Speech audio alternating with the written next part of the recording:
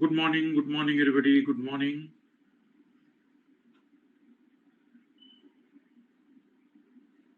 ठीक है तबीयत अभी।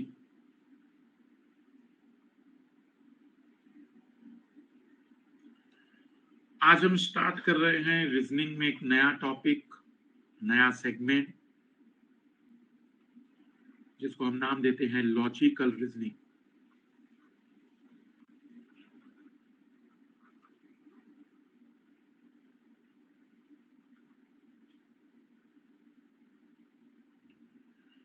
इसमें हम पढ़ते हैं 5 या कहे कि 6 टॉपिक। ठीक है, अब स्टार्ट करिए लिखना।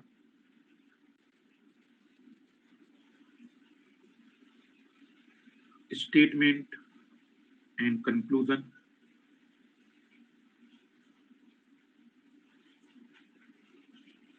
स्टेटमेंट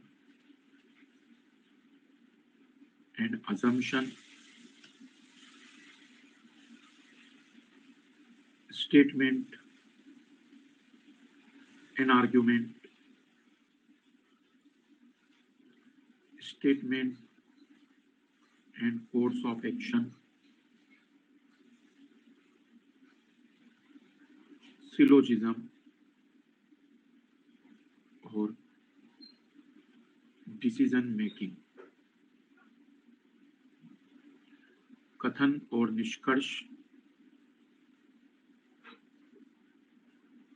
कथन और धारणा, कथन और तर्क, कथन और कार्यवाही, कोर्स ऑफ एक्शन,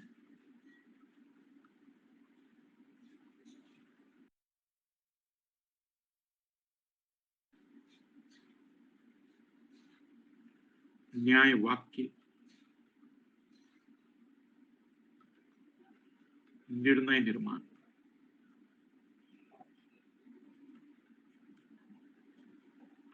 ये पहली स्लाइड है। जो लोग अभी जुड़े हैं मैं उन्हें बता दूं कि अब हम स्टार्ट करने जा रहे हैं लॉजिकल रीजनिंग।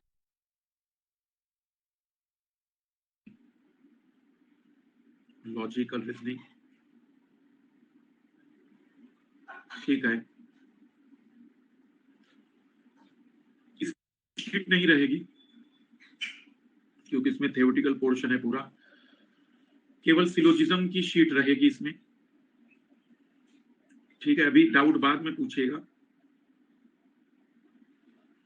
लास्ट में डिसीजन मेकिंग, निर्णय निर्माण।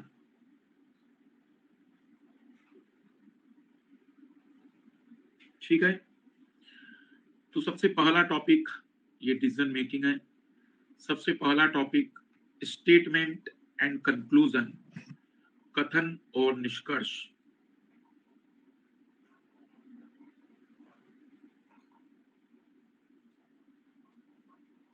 ठीक है,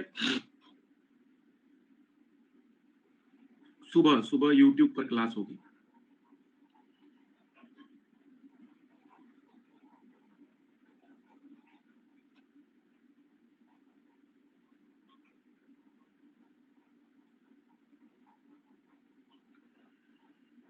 तो टाइटल डालिएगा स्टेटमेंट एंड कंक्लूजन, कथन और निष्कर्ष।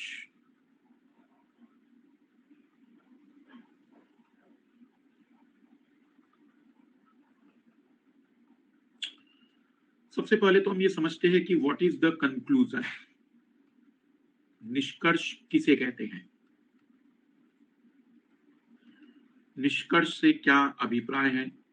निष्कर्ष का मतलब क्या होता है?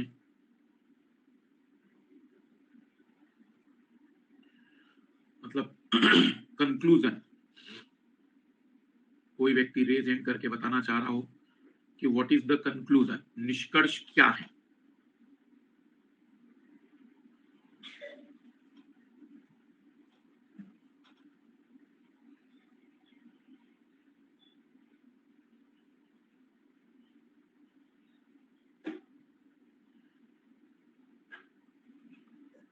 बताओ शिवानी, निष्कर्ष किसे कहते हैं? हेलो। हाँ, जी सर, जब हम किसी वाक्य को या किसी भी स्थिति परिस्थिति को या किसी कथन को, स्टेटमेंट को जब हम पूरा अच्छी तरह से जान लेते हैं, परख लेते हैं, तो अंत में जब हम उस चीज़ को समझ के शॉर्ट फॉर्म में बताते हैं कि हाँ, अच्छा ये चीज़ हुआ, जिसको सारांश भी कह सकते हैं अपन, वो निष्कर्ष कहलाता है। इस सारांश में सभी चीज के अंश होना जरूरी है। जी, बट निष्कर्ष में निष्कर्ष में अंश सभी चीजों की होने की जरूरत नहीं होती है। जी, बस लास्ट में ये समझ में आ जाए कि मतलब निष्कर्ष हमने क्या समझा एट द एंड, वो निष्कर्ष कहलाता है। और कोई जो निष्कर्ष बताना चाह रहा हूं, बताओ श्री। हेलो, हाँ, निष्कर्ष का मतलब। Good morning sir. Good morning. Sir, निष्कर्ष से ये समझ सकते हैं कि किसी भी बात का जो एक साइड में अपन जो शॉर्ट फॉर्म निकाल के उस बात को जो पूरा समझने के बाद जो शॉर्ट फॉर्म में अपन बोलते हैं कि ये हो सकता है, उसको निष्कर्ष बोलेंगे सर। जैसे ये बोल सकते हैं कि किसी समझदार व्यक्ति को एक इशारा ही काफी है, तो सर ये एक जो बात है ये शॉर्ट फॉर्म का एक कंक्लूजन है सर। और कोई गलत है? निष्कर्ष। सूरज। कंक्लूजन वो होती है जो पूरी तरह से क्वेश्चन और स्टेटमेंट पर बेस रहती है। ठीक है, सही है। और आधी बात तो सही बताई है। और सर आइए लिखिएगा कंक्लूजन। सच स्टेटमेंट एक ऐसा कथन, सच स्टेटमेंट एक ऐसा कथन जो पूर्णतः दी गई जानकारी पर आधारित होता है, जो पूर्णतः सत्य होता है, जिस पर किसी प्रकार का संशय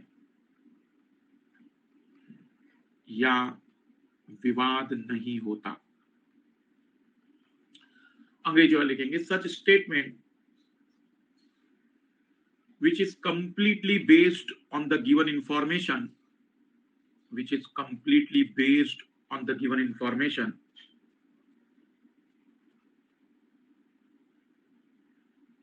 it's always true and on which neither exist any conflict nor doubt, neither exist any conflict nor doubt। मतलब ना तो उसमें कोई डाउट होगा, ना कोई संशय होगा, बल्कि आप एक गारंटी लेंगे। आप ये कहेंगे कि सर ये तो गारंटेड निकलेगा। कोई गारंटेड निकलने वाला परिणाम, पर वो कंप्लीटली कथन पर आधारित होना चाहिए। इसमें आप अपना प्रीवियस नॉलेज यूज नहीं कर सकते, इसमें आप अपने पुरानी पूर्व धारणाओं को नहीं स्वीकार कर सकते, और यहां सत्ता नहीं, बल्कि आप कहेंगे कि यही होगा। जहां आप संभावनाओं से परे जाकर बात करेंगे, जहां संभावनाओं की जगह श्योरिटी की बात आएगी, गारंटी की बात आएगी, ऐसी जगहों को या ऐसी बातों को हम नाम देते हैं कि वो कंक्लूजन है, वह निष्कर्ष है।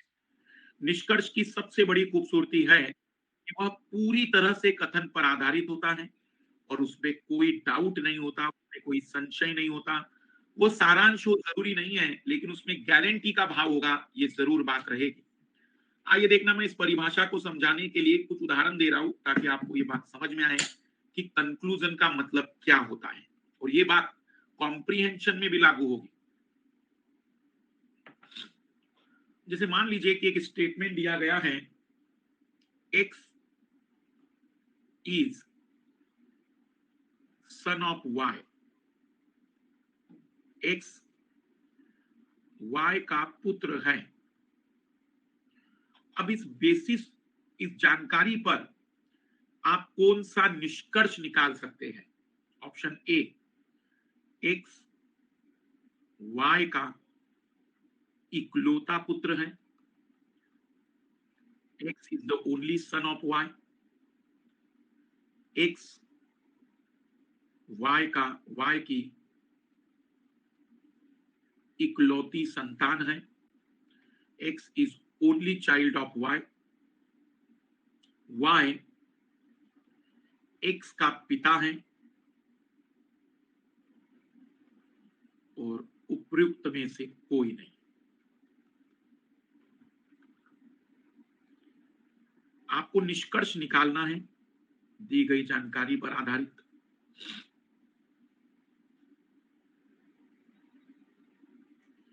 जैसे मुझे उम्मीद थी वैसा ही हुआ है। अधिकतर लोग सी लगा रहे हैं कि वाई एक्स का पिता है। क्या आपको इसकी गारंटी हो गई कि वाई पिता ही होगा, वाई माता नहीं हो सकती? वाई मदर भी तो हो सकती है। आपने कैसे गारंटी ले ली कि वह पिता ही होगा, जबकि निष्कर्ष की परिभाषा कहती है कि जिस पर कोई डाउट नहीं होगा, जिस पर कोई विवाद नहीं होगा, ऐसी बात को हम निष्कर्ष कहते हैं। और यहां तो अभी भी संशय है, डाउट है, इसलिए ये तो हो ही नहीं सकते थे और इसकी कोई उम्मीद नहीं थी। मतलब आंसर आना चाहिए था केवल और केवल ऑप्शन डी, कि हम कोई निष्कर्ष नहीं निकाल सकते। निष्कर्ष का साधारण सा मतलब लिया जाए जहां आप गारंटेड कह सकते हैं कि ये तो होगा ही। जैसे एक और उदाहरण दे रहा हूं समझने के लिए परिभाषा को।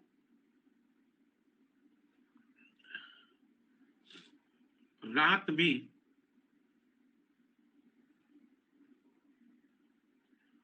पेड़ के नीचे नहीं सोना चाहिए। Don't sleep under tree at night. निष्कर्ष, रात में कपड़े मैले हो सकते हैं,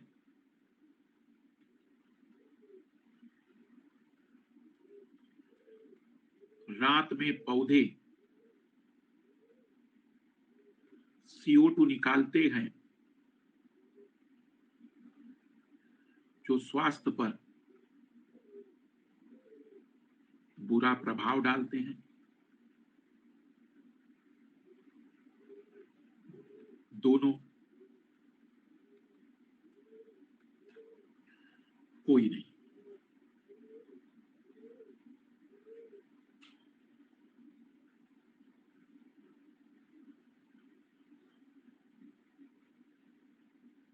बहुत बढ़िया। पर अभी भी 30% लाल लाली ऐसे है। सबसे पहली बात तो ये, आपको किसने बताया कि पौधे रात में CO2 निकालते हैं? मेरे कथन में तो ऐसी कोई जानकारी नहीं दी है। आप निष्कर्ष में अपने पूर्व ज्ञान का उपयोग नहीं कर सकते। और मैं आपको एक बात बता दूं कि जो भी पूर्व ज्ञान आपको बताया गया ये बहुत भयानक गलत है। रात में और दिन में मनुष्य तो अपने कभी भी 24 घंटे CO2 निकालता है, तो क्या मनुष्य के पास खड़े रहने से कैंसर हो गया? कोई भी पौधा ना दिन में हानिकारक है ना रात में, क्योंकि रात में वैसे तो उसका रेस्पिरेशन रेट बहुत स्लो है और वो CO2 कभी एमिट नहीं करता क्योंकि स्टोमेटा बंद रहते हैं। तो पूर्व ज्ञान भी था तो वो भी गलत था आपके पास। आंसर आना चाहिए था कि हम कोई भी निष्कर्ष इससे नहीं निकाल सकते। निष्कर्ष निकालते समय आप अपने प्री अजम्पशन पर आधारित चीजें नहीं बताएंगे।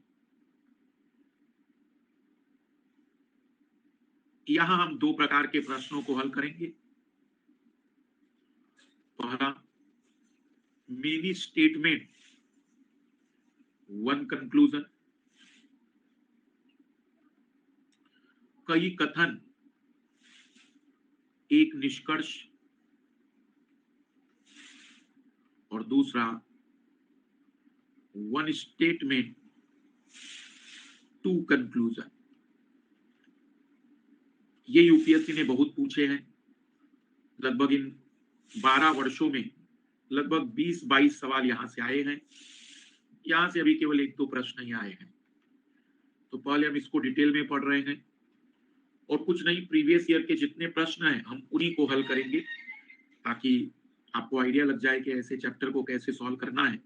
और बहुत इजी प्रश्न होते हैं, केवल आपको दिए गए कथन पर ही परिणाम निकालने, इधर उधर की चीजें नहीं सोचनी है।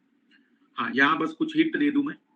कि जब कथन में शब्द आ जाए ओनली, केवल, सभी, तो ऐसे वर्ड हमेशा थोड़े ध्यान देना, क्योंकि ये कंक्लूजन निकालने में मदद करते हैं। ओनली, ऑल, ऑलवेज, ऐसे शब्द जहां भी आ जाए।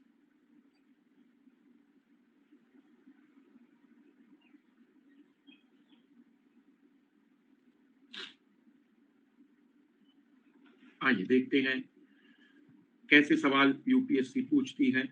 2011 से शुरुआत करते हैं। मैं अंग्रेजी पढ़ रहा हूं। Only student can participate in the race, some participate in the race are girls, all girl participants in the race are invited for coaching.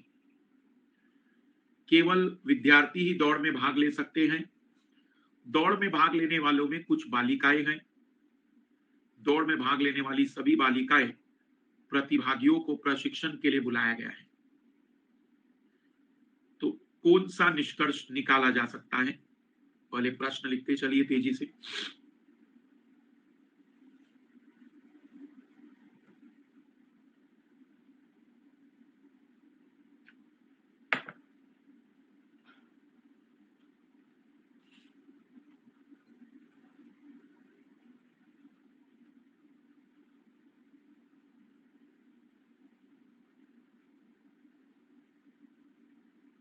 लिखते चलिएगा सभी लोग।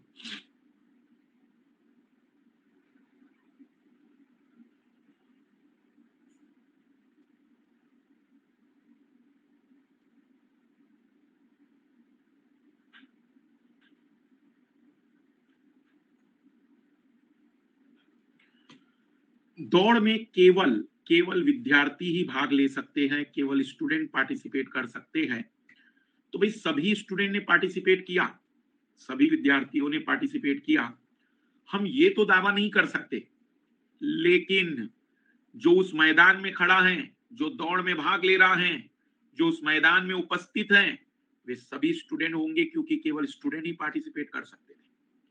तो दौड़ के सभी प्रतिभागियों को प्रशिक्षण हेतु बुलाया गया नहीं, सभी प्रतिभागियों को नहीं, केवल सभी बालिका प्रतिभागियों को बुलाया गया है। सभी छात्रों को प्रशिक्षण के लिए नहीं बुलाया गया, केवल विद्यार्थियों में लड़कियों को बुलाया गया है। दौड़ के सभी प्रतिभागी स्टूडेंट हैं, इस बात में कोई डाउट नहीं, क्योंकि केवल और केवल विद्यार्थी ही भाग ले सकता था।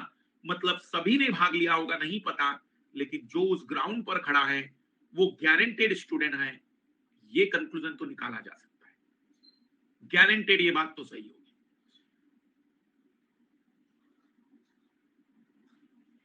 आंसर आना चाहिए था ऑप्शन सी।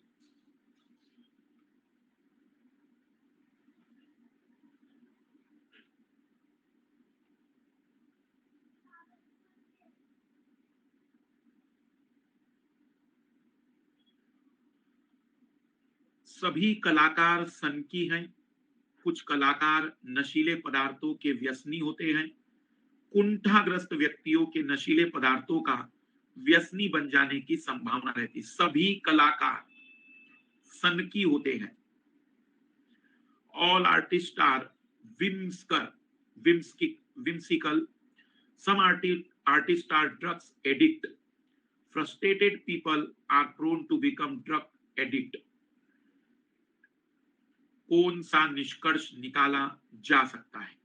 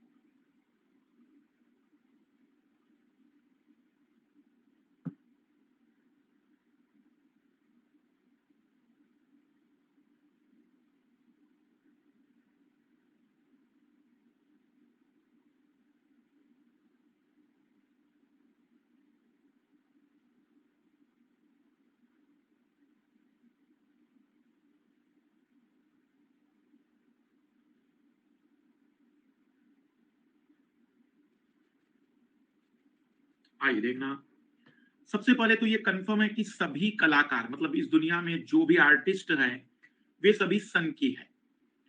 कुछ आर्टिस्ट ड्रग एडिक्ट हैं, मतलब कुछ सन की ड्रग एडिक्ट होंगे। तो कलाकार कुंठाग्रस्त होते नहीं, कलाकारों को कुंठाग्रस्त नहीं कहा उसने, तो ये श्योरिटी नहीं है।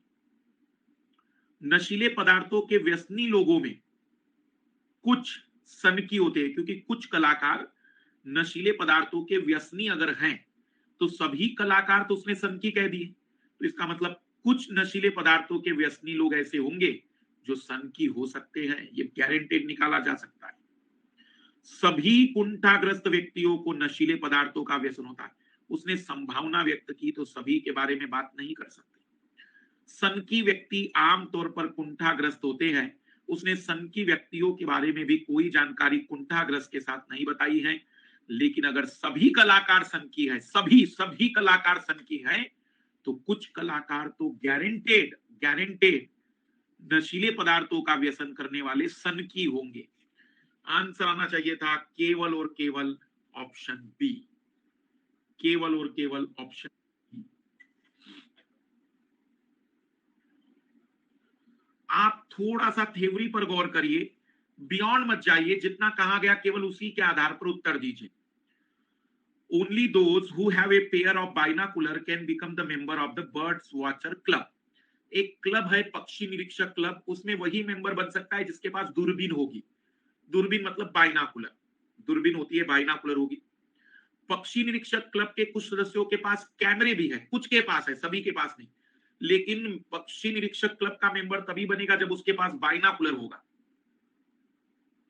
Those member who have camera can take part in photo contest. जिनके पास कैमरे हैं वे फोटो प्रतियोगिता में भाग ले सकते हैं। तब इसके आधार पर कौन सा निष्कर्ष निकाला जा सकता है, आपसे पूछा गया है। पहले हिंदी वाले देख लीजिए।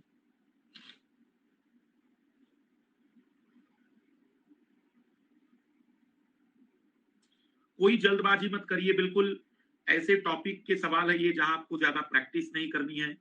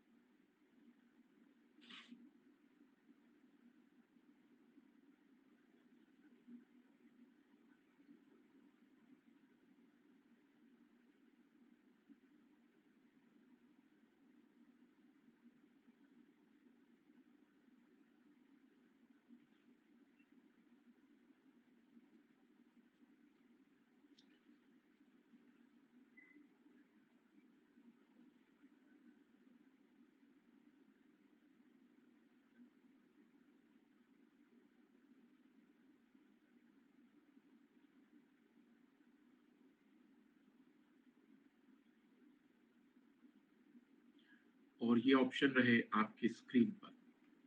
बहुत इजी सवाल है, ऐसे सवालों में गलतियां मत करिए।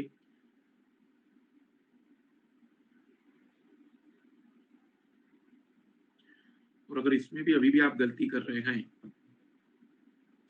मतलब बहुत बेसिक दिमाग की जरूरत है आपको, बिल्कुल बेसिक दिमाग नहीं है अभी, जिसको कॉमन सेंस कहते हैं, कॉमन सेंस।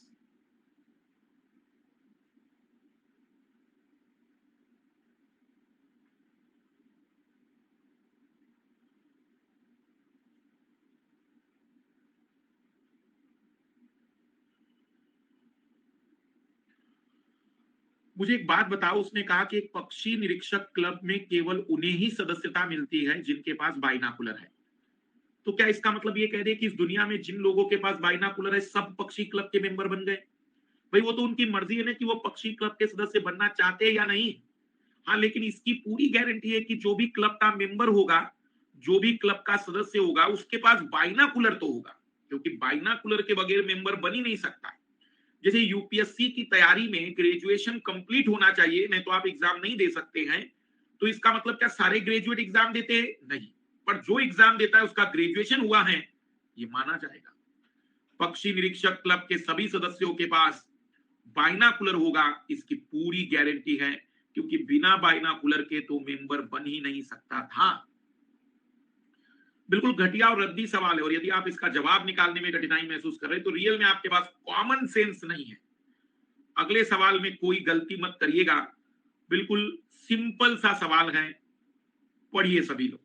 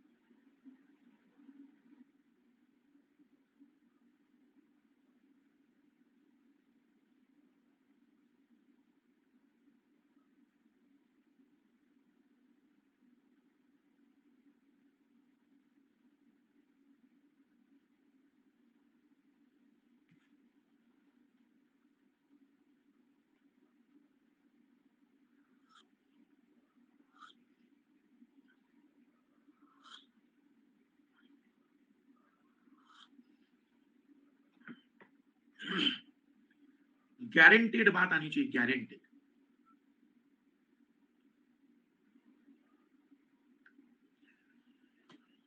देखो, पिछले ग्रीष्मकाल की छुट्टियों के दौरान अंकित एक ग्रीष्म शिविर में गया, जहां उसने पद यात्रा, तैराकी और नौका चालन में भाग लिया। इस ग्रीष्मकाल में उसने एक संगीत शिविर में जाने का मन बनाया है, जहां वो गाने, नाचने और गिटार वादन सीखना की चाह रखता है। तो अंकित के माता पिता चाहते कि वो गिटार बजाए, कहीं से कहां तक ये तो बिल्कुल भी नहीं है। जिस लाल ने ये लगाया है वो मेरे हिसाब से अभी हवलदार की तैयारी को ही प्रेफरेंस दे। अंकित बाहरी गतिविधियों की अपेक्षा संगीत ज्यादा पसंद करता है। ऐसा कहीं वर्णन नहीं है कि ये ज्यादा और ये कम, बकवास है ये तो। अंकित हर ग्रीष्म काल में किसी न किसी शिविर में जाता है। मुझे बताओ, केवल पिछली बार गया और इस बार जाएगा, तो इससे ये दावा कर दे सकते हैं हम लोग कि हर बार ही जाता है? भाई, तुमने पिछली बार एग्जाम दी और इस बार एग्जाम दोगे तो क्या ये दावा कर दे कि जब से जन्म लिया तब से तुम यूपीएससी दिए जा रहे हो और बुढ़ापे तक देते रहोगे? भाई, 2 बार की जानकारी से ये कैसे दावा कर सकते हो कि हर बार ही जाएगा वो? ऐसा लिखा हुआ नहीं है। पर निश्चित ही उसे गाना, नाचना, गिटार वादन इसलिए सीखना चाह होगी, शायद उसे पसंद होगा, क्योंकि बिना पसंद के तो वो सीखना नहीं चाहेगा। भाई, जिसको पसंद नहीं होगा वो क्यों सीखेगा? हर कोई अपने जैसा मजबूर थोड़ी होता है कि तैयारी हवलदार की करनी चाहिए और आईएएस में घुस गए। आंसर आना चाहिए था केवल और केवल ऑप्शन डी, क्योंकि 2 वर्षों के आधार पर पूरे जिंदगी भर का रिकॉर्ड नहीं निकाला जा सकता है। बढ़िया प्रश्न है।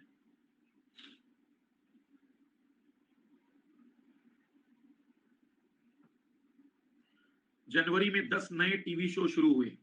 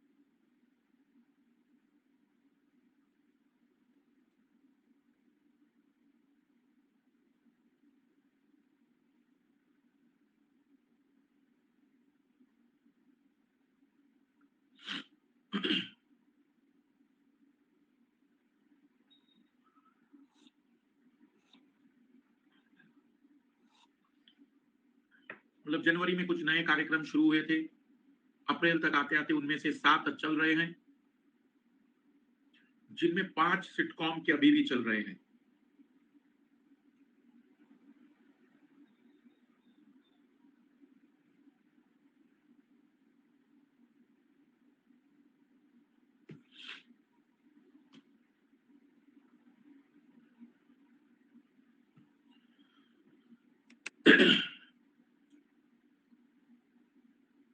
माय गॉड, कंक्लूजन में गारंटी होनी चाहिए लाल लालियो, गारंटी।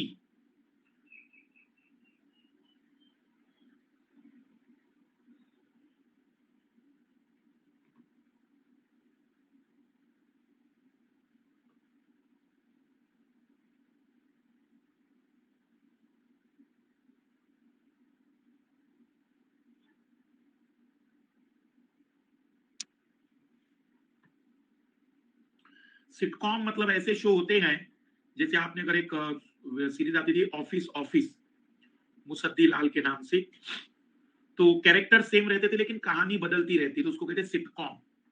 ऐसे शो को नाम दिया जाता है सिटकॉम। देखो जनवरी के महीने में 10 शो आए, उनमें से 5 शो सिटकॉम के हैं, 3 शो ड्रामा के थे और 2 शो समाचार के थे, न्यूज के थे। अप्रैल तक उनमें से केवल 7 चल रहे हैं, जिस 7 में 5 तो कंफर्म इसी में से ही है। अब बचे केवल और केवल 2 शो, तो हो सकता है कि एक ड्रामा और एक न्यूज का रह गया हो सकता है दोनों ड्रामा के रह गए हो सकता है दोनों न्यूज के रह गए हो, यही संभावनाएं हैं।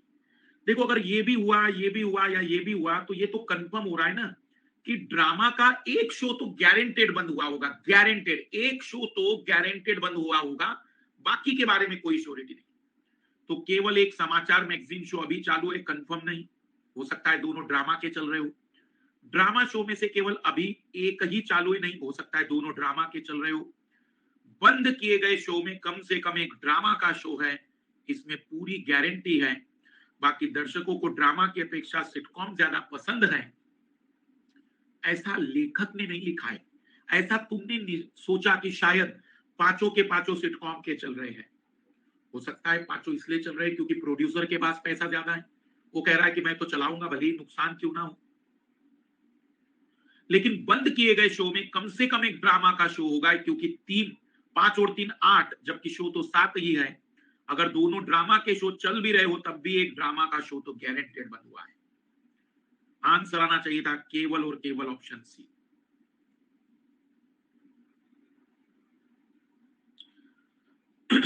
इसको थोड़ा प्रॉपर पढ़िए और जवाब दीजिए, बहुत सिंपल सवाल है ये, कई बार है, फिर भी आप अगर गलती कर रहे हैं तो ये बहुत बड़ा चैलेंज है।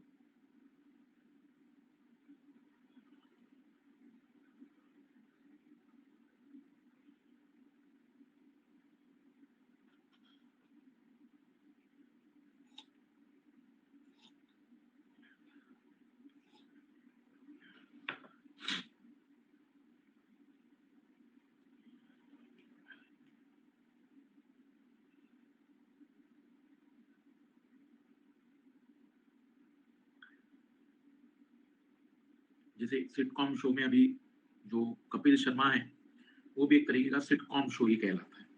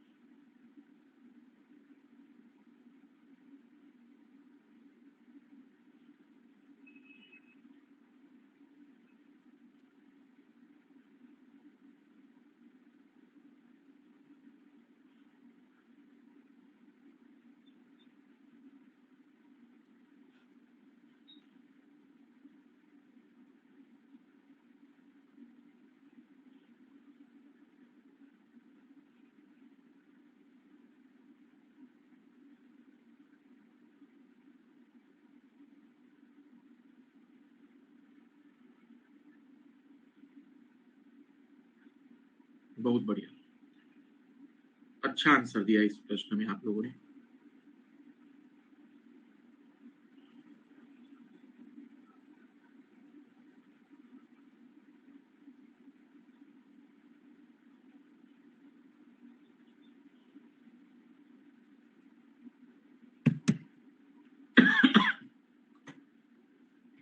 लिखा हुआ है, काफी महंगा होने के बावजूद टेलीविजन एक विलास वस्तु नहीं है।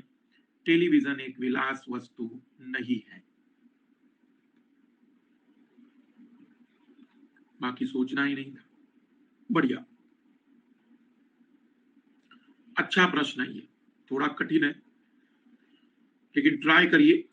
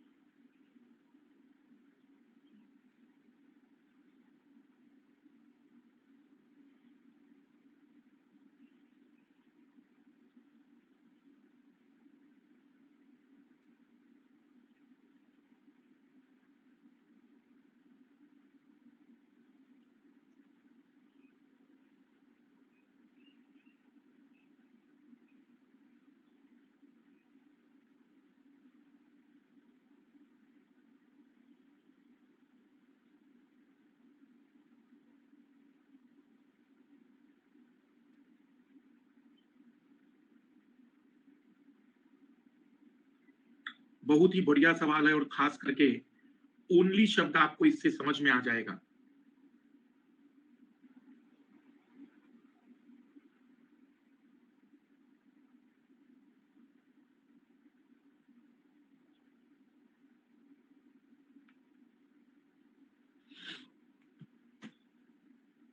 देखिए कितने लोगों का आंसर आ पाता है इसमें।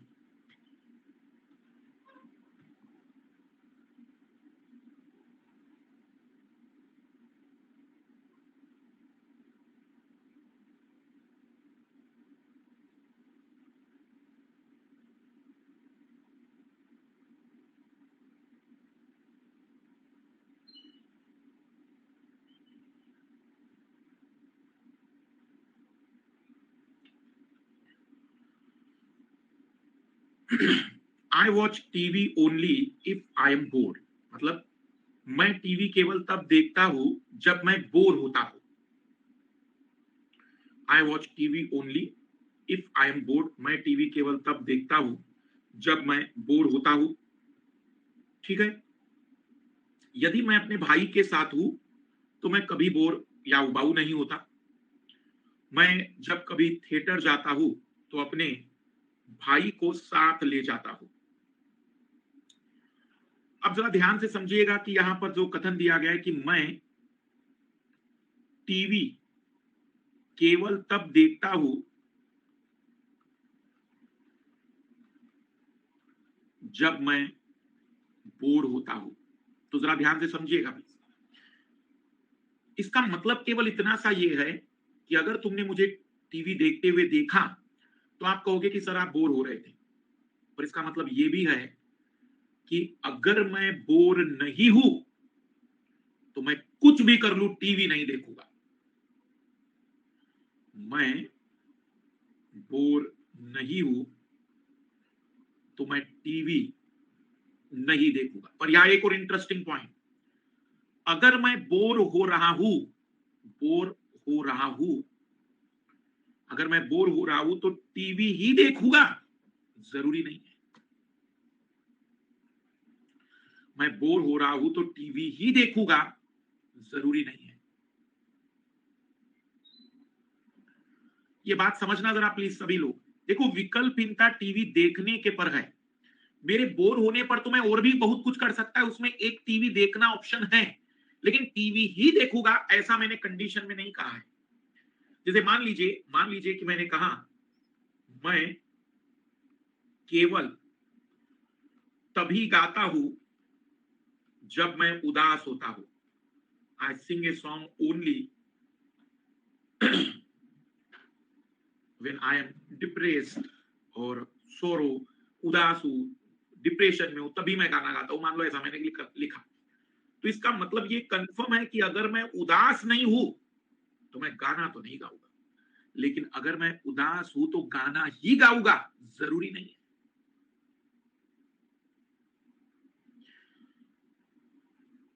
मैं केवल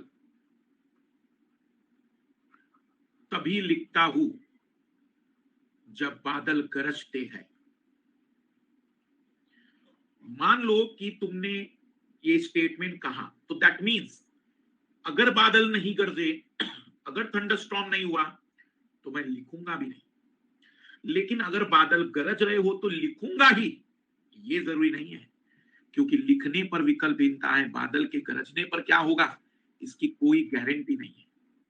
यदि मैं उबा हुआ हूं तो दूरदर्शन देखता हूं, जरूरी नहीं है।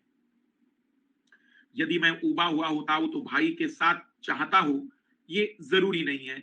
यदि मैं अपने भाई के साथ नहीं होता हूं तो दूरदर्शन देखता हूं, ये भी कंफर्म नहीं।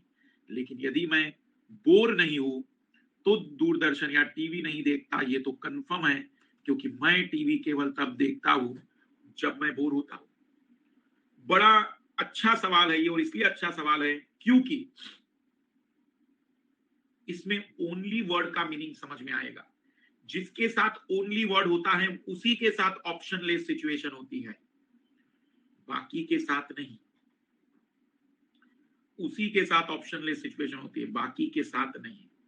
उसी के साथ ऑप्शन लेस सिचुएशन होती है, बाकी के साथ नहीं।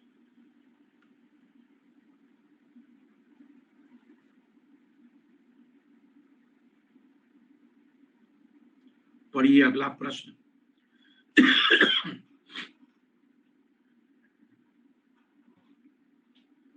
और याद रखिएगा कि जब भी इस पैटर्न के क्वेश्चन हम सॉल्व करेंगे तब ऑल वर्ड पर गौर करेंगे, ओनली वर्ड पर गौर करेंगे, क्योंकि इनसे आंसर के निकलने की पॉसिबिलिटी सबसे ज्यादा होती है।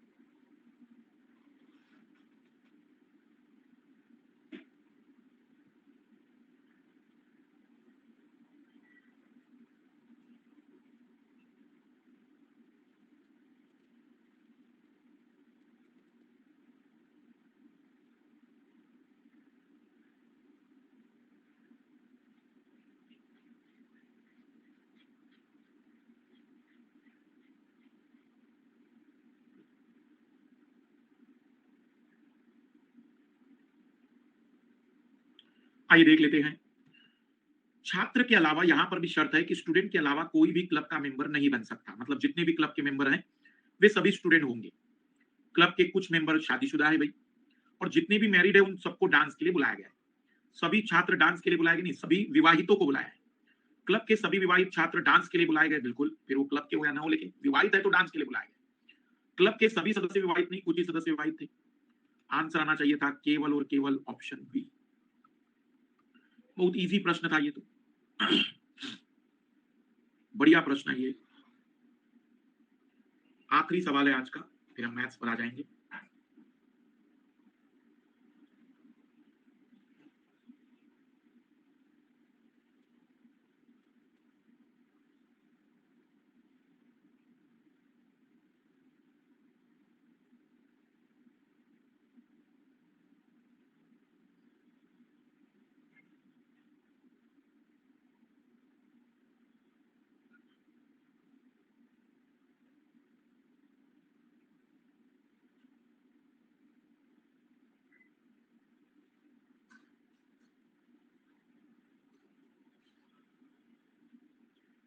केवल दी गई जानकारी पर ही निष्कर्ष निकालिए, गारंटेड निष्कर्ष निकालिए और एलिमिनेट करिए कि क्या ये गारंटेड हो सकता है।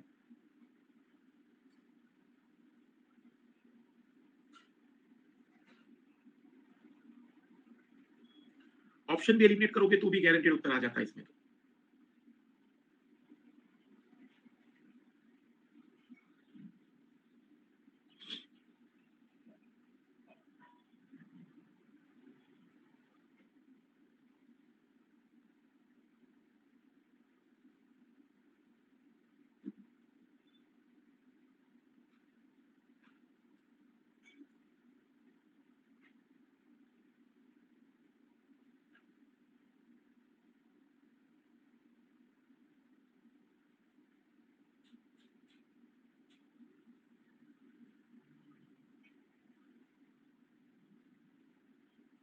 आइए देखिए क्या आंसर लगाते हैं आप लोग इसमें।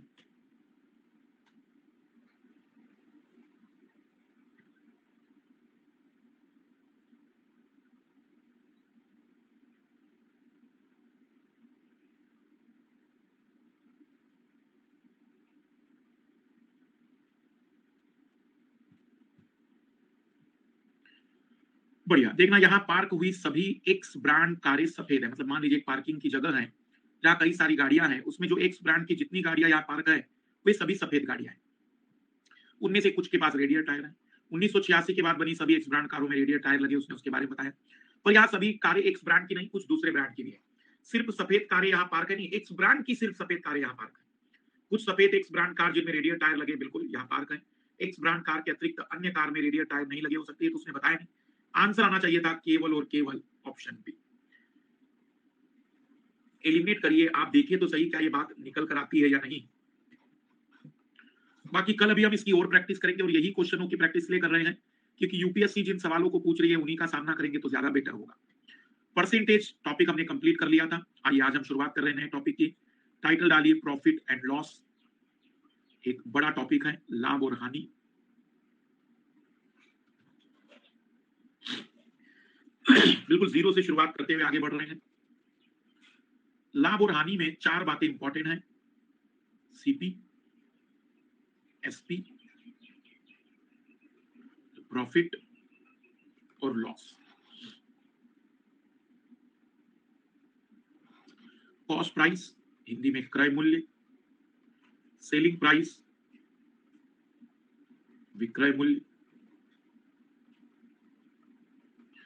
क्रय मूल्य का मतलब होता है जिस कीमत पर वस्तु खरीदी जाती है, जिस कीमत पर वस्तु को परचेज किया जाता है, जिस कीमत पर वस्तु को खरीदा जाता है। कॉस्ट प्राइस एक दुकानदार के लिए जो जिस कीमत पर वस्तु वे लाता है वो खरीद कर, उसको हम कहते हैं कॉस्ट प्राइस। सेलिंग प्राइस जिस कीमत पर वस्तु को बेचा जाता है, जिस कीमत पर वस्तु को बेचा जाता है। Purchasing price, selling price. किसी भी व्यक्ति को लाभ तब होगा जब वो सस्ता खरीदे और महंगा बेचे। तो प्रॉफिट का जो फार्मूला है वो होता है एसपी माइनस सीपी। और इतना अगर मैथमेटिकल ना चले तो प्रैक्टिकली कोई व्यक्ति 100 रुपए की चीज 150 में बेच रहा है तो हम कहेंगे 50 रुपए कमा रहा है। 500 की चीज 600 में बेचे तो हम कहेंगे कि 100 रुपए कमा रहा है।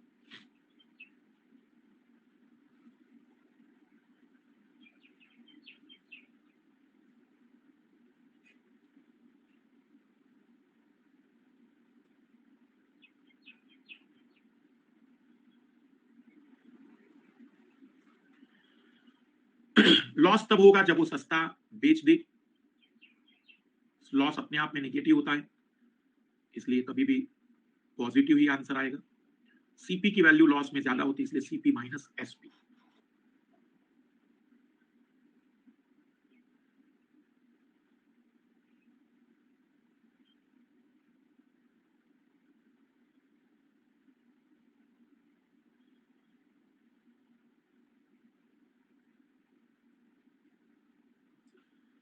इस पूरे चैप्टर में लगभग 14 से 15 टाइप के प्रश्न हैं, उतने फार्मूले हैं। हम कोशिश करेंगे कि कोई भी फार्मूले की जरूरत ना पड़े, क्योंकि एग्जाम हॉल में सब याद आता है। एग्जाम हॉल एक ऐसी जगह है जहां व्यक्ति को अपने पाप पुण्य भी याद आ जाते हैं। बस एक ही चीज है जो याद नहीं आती और वो है फार्मूला। और याद आता भी है तो ऐसे कि प्लस था कि माइनस, ऊपर था कि नीचे। तो हम कोशिश करेंगे कि बिना फार्मूले के चैप्टर सॉल्व हो। अब चैप्टर की शुरुआत करने से पहले मैं आपको कंसेप्ट बता रहा हूं, वो कंसेप्ट आपको याद रखना है और यही कंसेप्ट हमारे लिए इंपॉर्टेंट है, क्योंकि जितनी भी दुनिया भर में गणित पढ़ाने वाले मास्टर हैं, वे सभी इसी कंसेप्ट से चीजों को हल करते हैं। मतलब आप अगर अमेरिका में हैं तो भी आपको ऐसे ही सॉल्व करना होगा जो मैं बता रहा हूं। लिखना, पहला कंसेप्ट जो मैंने बनाया है, लाभ और हानि हमेशा सीपी पर ज्ञात की जाती है। Profit and loss always determined on the basis of CP. लाभ और हानि हमेशा सीपी पर ज्ञात की जाती है। Profit and loss always determined on the basis of CP. लाभ और हानि हमेशा सीपी पर ज्ञात की जाती है। And CP always equal to 100%, तथा सीपी को हमेशा 100% माना जाता है। And CP always equal to 100%, तथा सीपी को हमेशा 100% माना जाता है।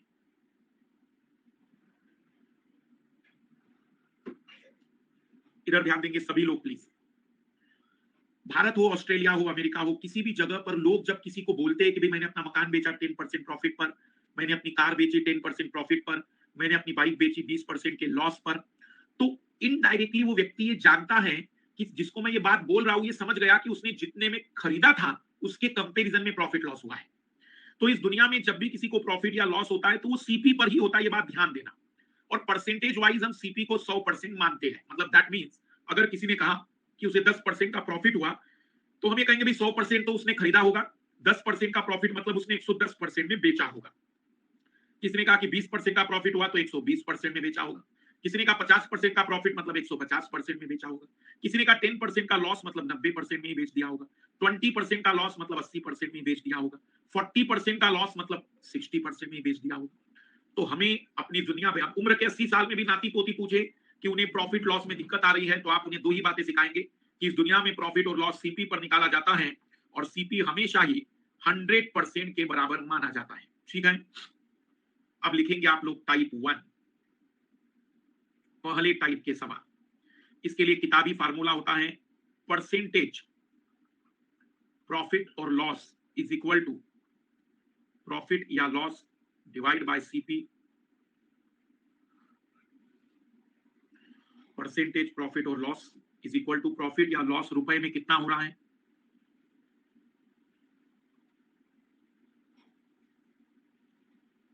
इनटू 100।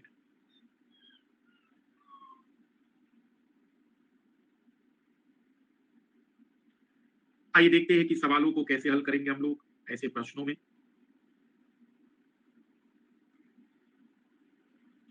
ठीक है, पहला प्रश्न लिखना, a vendor sold an item in 7,920 rupees. एक आदमी वस्तु को 7,920 रुपए में बेचता है।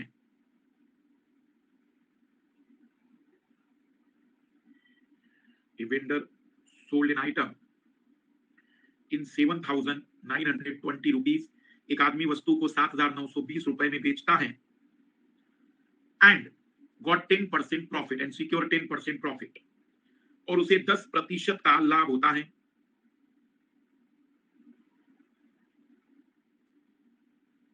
और उसे 10% का लाभ होता है।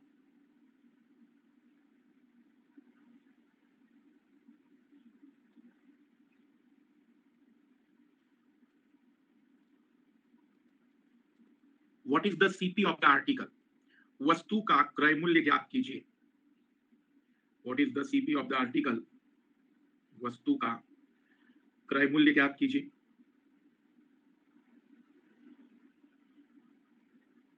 अभी हल मत करना, सीखने पर ज्यादा ध्यान देना। वैसे अगर हम किताबी मेथड से इसको सॉल्व करेंगे तो ये बहुत ही टिपिकल हो जाएगा। इधर ध्यान देना सभी लोग। किताबी मेथड से अगर मैं इसको सॉल्व करूं तो देखना, परसेंटेज प्रॉफिट और loss is equal to profit loss divide by CP into 100। ठीक है, परसेंटेज प्रॉफिट लॉस 10% का प्रॉफिट हुआ था बट प्रॉफिट बताया नहीं कितने रुपए का, सीपी निकालना है तो 100 को इधर लेकर आ गया मैं। ये किताबी मेथड है, बस जीवन का आनंद लेने के लिए दिखा रहा हूं मैं। हम जानते हैं कि प्रॉफिट का एक फार्मूला अभी हमने पढ़ा था, SP minus CP by CP, cross multiply कर दो, तो 10 SP minus 10 CP is equal to CP, CP को उधर भेज दो। एसपी की वैल्यू थी 7920, तो CP plus 10 CP, 10 into 7920 11 CP, तो सीपी आ जाएगा 10 इंटू 7920 बाय 11 7200। बट केवल हवाबाजी के लिए याद रखो, कोई जरूरत नहीं। आइए अब मैंने जो आपको सिखाया उससे आंसर कैसे जल्दी आता है। देखो आप लोगों को ये ऑलरेडी पता है कि इस दुनिया में प्रॉफिट लॉस सीपी पर होता है और सीपी 100% होता है। जैसे ही पता चला कि दुकानदार ने 7920 में बेचा और 10% का प्रॉफिट कमाया, तो आप कहेंगे अच्छा 110% में बेच रहा है ये महोदय, बट वो तो 7920 में बेच रहा है, तो 110% 7920 के बराबर है, तो 100% कितने के बराबर होगा? क्वेश्चन मार्क के सामने की वैल्यू डिवाइड करेगी, चॉकलेट वाला ये वाला कंसेप्ट अब आपको रटा हो जाना चाहिए। सॉल्व कर देंगे तो आंसर आना चाहिए था 7200 रुपए की वो वस्तु हो। बस चॉकलेट वाला ये कंसेप्ट सीख लीजिए कि 110%। सर 110 क्यों? क्योंकि 10% का उसे प्रॉफिट हुआ था, 10% का उसे प्रॉफिट हुआ था।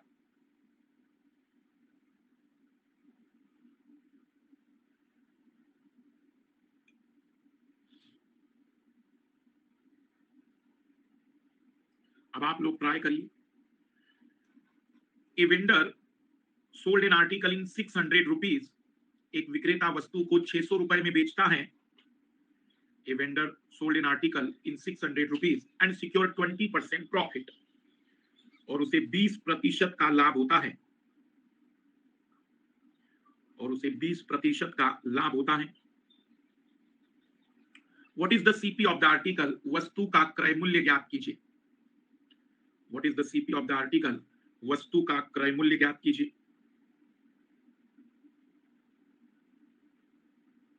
बहुत बढ़िया।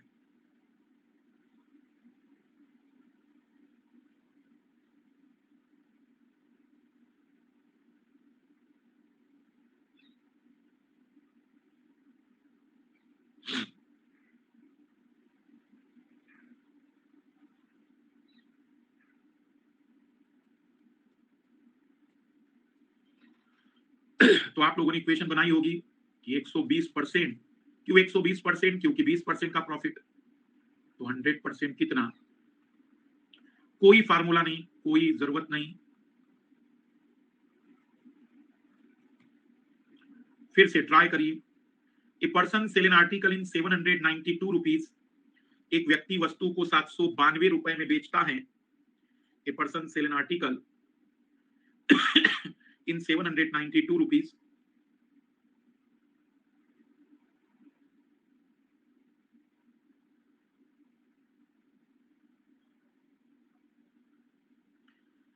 And he secure and he loss 12%, और उसे 12% की हानि होती है, और उसे 12% की हानि होती है।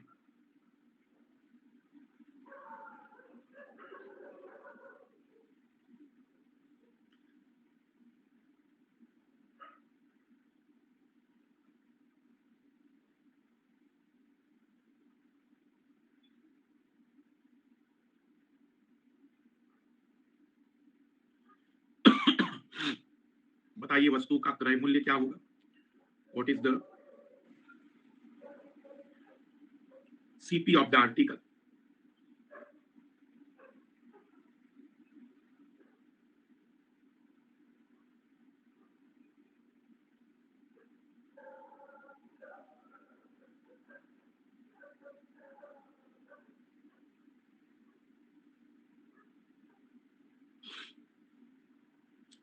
इस बार आपने इक्वेशन बनाया होगा कि सर 12% का लॉस मतलब 88% में बेच रहा है वो व्यक्ति, और वो 88% 792 के बराबर है, तो 100% कितने के बराबर होगा? अब पोल ही कराऊंगा मैं, यहां से अब पोल ही कराऊंगा। 11 से कैंसिल किया, फिर 8 से कैंसिल किया, आंसर आ जाएगा 900 रुपए।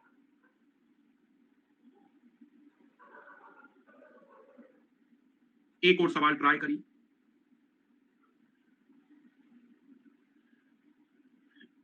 एक व्यक्ति एक वस्तु को 360 रुपए में खरीदता है। A person sell an article, a person purchase an article in 360 rupees, एक व्यक्ति वस्तु को 360 रुपए में खरीदता है।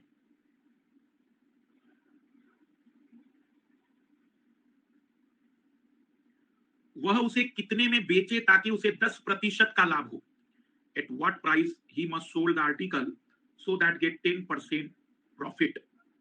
वह उसे कितने में बेचे ताकि उसे 10% का लाभ हो।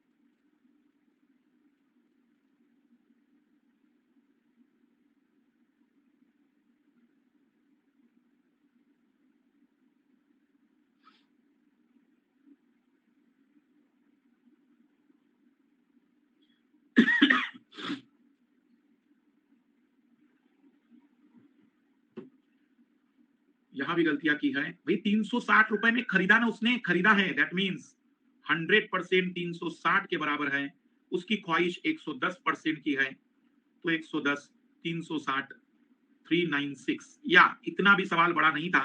इस दुनिया में लाभ और हानि सीपी पर होती है, तो 360 का 10% मतलब 36 रुपए। 36 रुपए महंगा बेच कर आ जाओ उसे, और क्या करना था। केवल 36 रुपए आपको उसे महंगा बेचना चाहिए था, 36 रुपीज महंगा। आइए अब टाइप 2 लिखिएगा। लिखना टाइप 2 में, एक व्यक्ति वस्तुओं को 240 रुपए की दर से बेचता है। A person sold an article at the rate of 240 rupees. एक व्यक्ति वस्तुओं को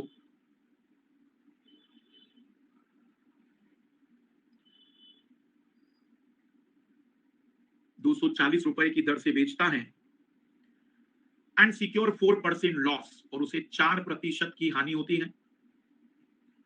और उसे 4% की हानि होती है।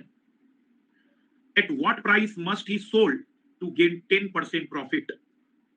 वह उसे कितने में बेचे ताकि उसे 10% का लाभ हो। वह उसे कितने में बेचे ताकि उसे 10% का लाभ हो।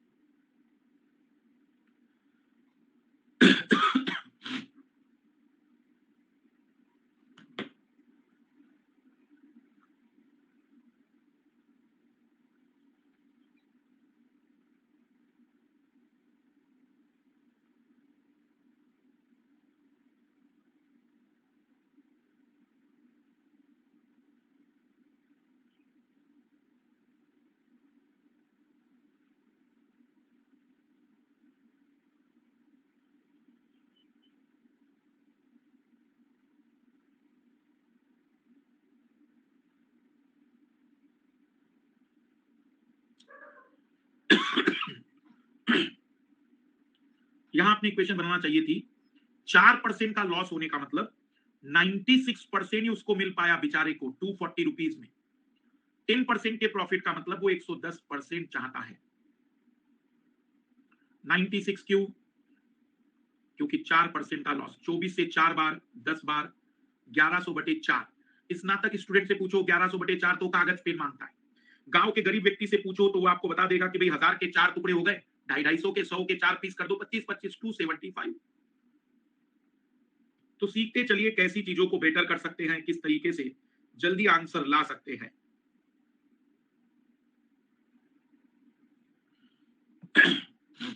लिखिएगा। एक और प्रश्न अभी। एक दुकानदार वस्तुओं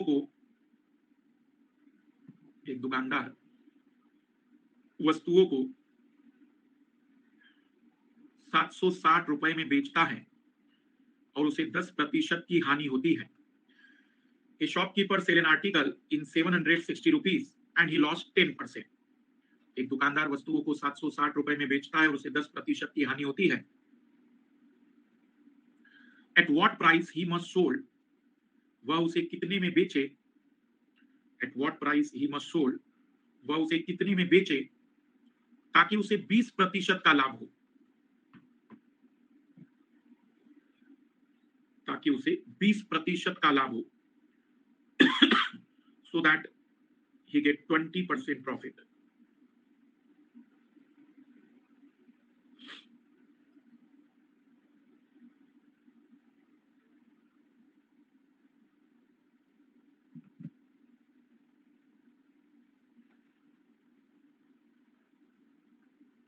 ये 5% कर दीजिए प्लीज, 5% कर दीजिए इसको, 5% की हानि होती है, 5% कर दीजिए।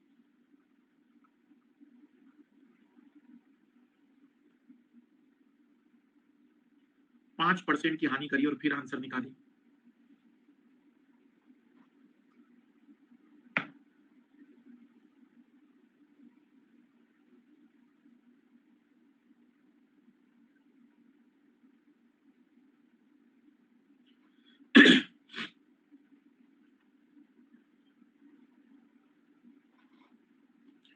तो अब आप कहेंगे कि सर 5% का लॉस मतलब 95% 760 के बराबर है, तो 120% कितने के बराबर होगा?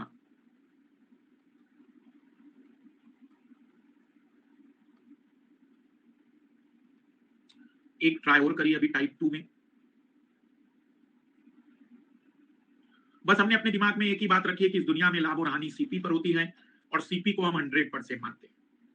लिखना, a seller sold an article in 638 rupees. एक विक्रेता वस्तु को 638 रुपए में बेचता है, एक विक्रेता वस्तु को 638 रुपए में बेचता है और उसे 10% का लाभ होता है, एंड ही सिक्योर 10% प्रॉफिट, और उसे 10% का लाभ होता है। At what price must be sold, वह उसे कितने में बेचे, वह उसे कितने में बेचे ताकि 20% का लाभ कमा सके।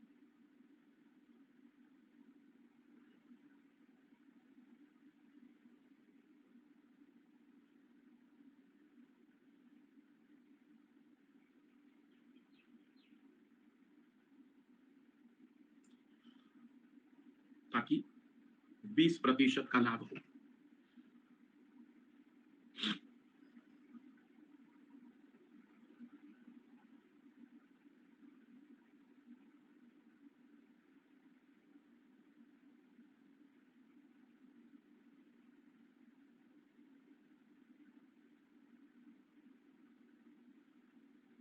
सिक्स 9 6।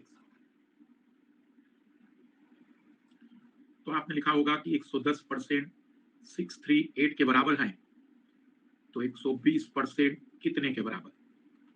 क्या अभी इक्वेशन बनाना आ गई है आप लोगों को? इसके माध्यम से ही हम मैक्सिमम क्वेश्चन सॉल्व करेंगे। टाइप 2 क्लियर है या और प्रैक्टिस कराऊं टाइप 2 में?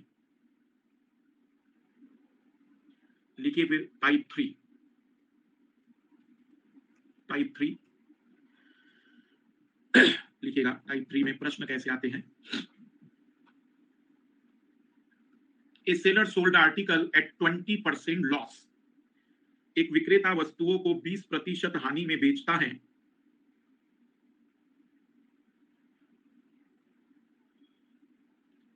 एक विक्रेता वस्तुओं को 20% हानि में बेचता है। When he increased the selling price by 100 rupees, जब वो बेचने की कीमत 100 रुपए से बढ़ा देता है। When he increased the selling price by 100 rupees, जब वो बेचने की कीमत 100 रुपए से बढ़ा देता है। He secure 5% प्रॉफिट, तो अब उसे 5% का लाभ होता है।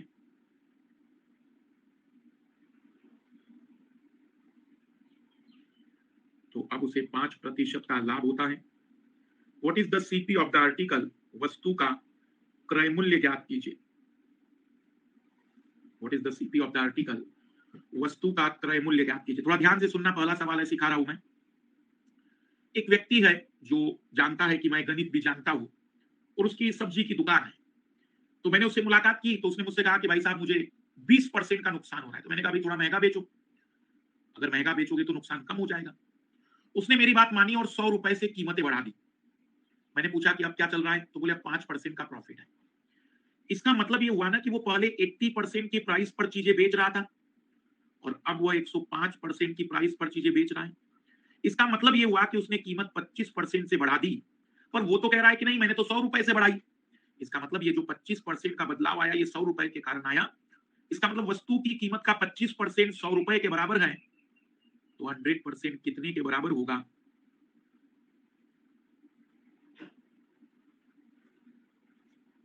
हम कहेंगे वस्तु का क्रय मूल्य 400 रुपए का होगा। जितना परसेंटेज बदलाव आया वो देखो, जितने रुपए के कारण आया वो देखो, वो बराबर होंगे।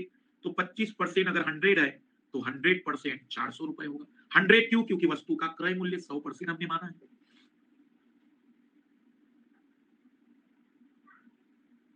अब आप ट्राई करिएगा लिखना। A seller sold an article at 10% loss. एक विक्रेता वस्तुओं को 10% हानि में बेचता है। एक विक्रेता वस्तुओं को 10% हानि में बेचता है।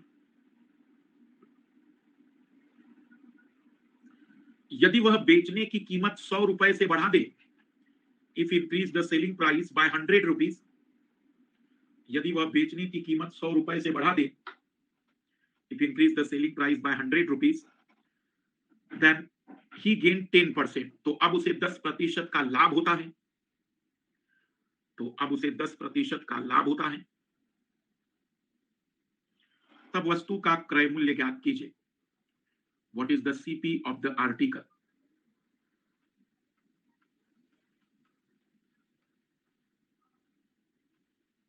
What is the CP of the article?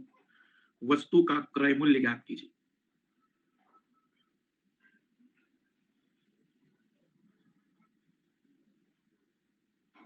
बहुत ही बढ़िया, बहुत बढ़िया। पहले वो 90% में बेच रहा था, अब वो 110% में बेच रहा है।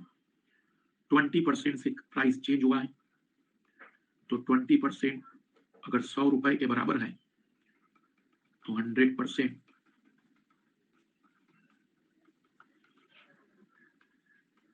500 रुपए के बराबर होगा। एक और ट्राई करिए अभी इसी पैटर्न पर। A seller sell an article at 10% profit. एक विक्रेता वस्तुओं को 10% लाभ में बेचता है। A seller sell an article at 10% profit. एक विक्रेता वस्तुओं को 10% लाभ में बेचता है। 10% लाभ में बेचता है।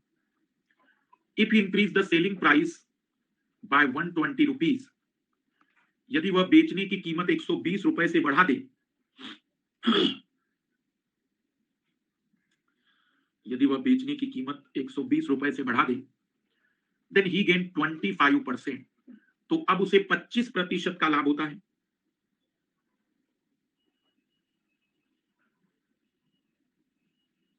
तो अब उसे 25% का लाभ होता है। Then CP of the article, वस्तु का क्रय मूल्य ज्ञात कीजिए।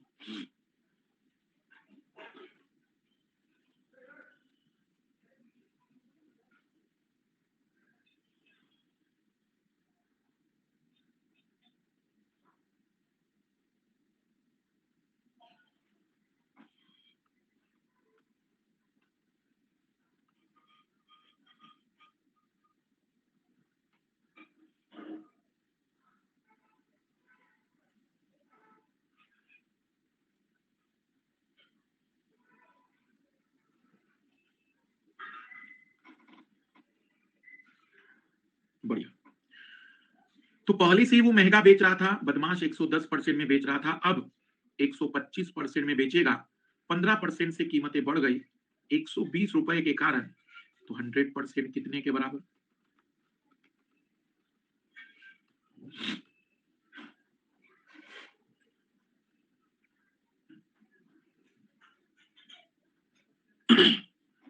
तो टाइप 3 के सवाल हो जाएंगे, जहां एग्जामिनर कहेगा पहले वो सस्ता बेच रहा था, फिर अब वो महंगा बेच रहा है कीमतें बढ़ने के कारण।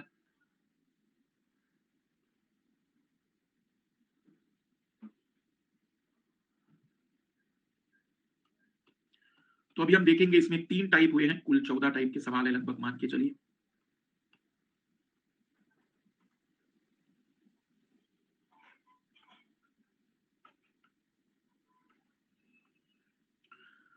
तो कल हम देखेंगे आगे की बातचीत, डाउट देख लेते हैं।